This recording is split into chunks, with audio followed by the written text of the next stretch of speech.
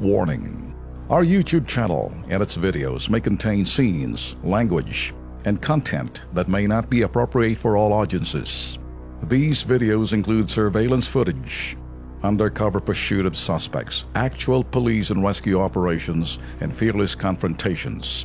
If you do not approve of the content, please do not watch our videos. If you wish to continue, we strongly advise that you proceed with caution. Viewers' discretion is advised.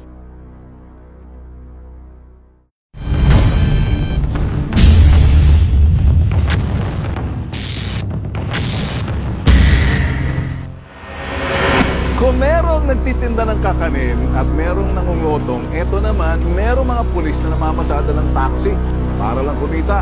Pero presinto sa Antipolo City may kakaibang racket. Illegal na pagsusupply nito ng kuryente sa mga nakapaligid na vendor. Hulog sa bitag ng T3.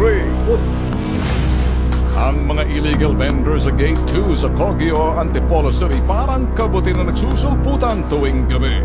Ang sa presinto pala nang gagaling. Ito ang tip na natanggap ng bitag T3. Yung mga illegal vendors doon, bakit may kuryente? May napansin po ako na wire papunta ron sa police station. Ang nasabing lugar, kilos prontong T3. Pagsapit ng alas 5, kapansin-pansin ang pagpwesto ng mga payong ng mga tendero-tendera. Bawat tindahan kanya-kanya ring sindi ng ilaw.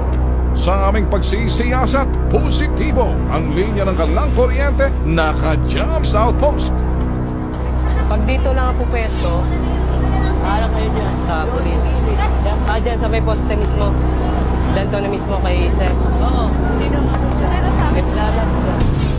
Base sa sumbong sa bitag T3, ang illegal na pagkakabit ng kuryente, pinagkakitaan pa umano mismo ng pulis. Babayad po sila ng 30 hanggang 50 tuwing gabi. Bagay na nakumpirma ng bitag T3 sa muli naming pagbalik sa lugar. Gusto ko sana magtinda kasi gusto ko may kuryente. Sa pulis na ito. Sa pulis na po ito. Sino po ba namamana dito? Sa Rento.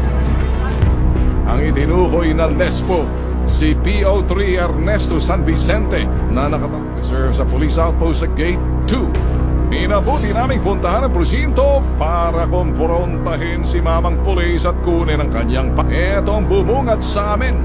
Saan si Sarento? Sino po siya Rento? Si San Vicente. Bukas na po duty niya. Walang kahit isa? Kabats kayo?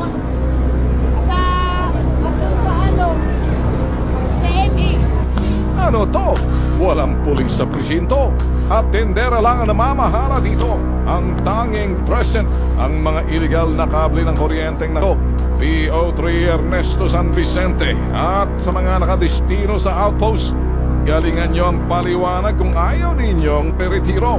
At sa pamunuan ng Antipolo Police, paano nakakalusot sa inyo ang kapulastugang ito? Para naman sa City Hall ng Antipolo, umpisahan nyo na ang inspeksyonin ng inyong nasasakupan. Dahil baka lubog na kayo sa utang bago ninyo malaman na libo-libong illegalista para ang kumakarga sa kuryente ng tran. Alam niyo to, Rap to Erwin, may mga kumisang magulang na magugulat ka na lang sa iyong anak ay patatawag ka sa principal. Ganun, police. May mga matitinong mga chief of police, may mga matitinong mga hepe na hindi nalalaman na kanilang mga tao, ito hindi nila anak. O ngayon, ito hindi ko konsinti ito. Si Police Superintendent Arthur Masungsong, Chief of Police ng Antipolo City. Sir, magandang tanghali po, magandang hapon. Magandang hapon po, sir. At narinig ko po ang inyong yung nasa labas po ako. Hindi ko po pero narinig ko po yung inyong pagkandak na investigation at salamat naman po makakatulong sa pagpapile ko po ng kaso dito sa kay PO3 San Vicente. Well, but that's sir, wala na ho kaming sasabihin dahil alam namin ho, hindi ninyo kinukonsinting yan. Bahala na ho kayo at alam ho namin na hindi nyo ho ito'y palalampasin dito ho sa bagay na to.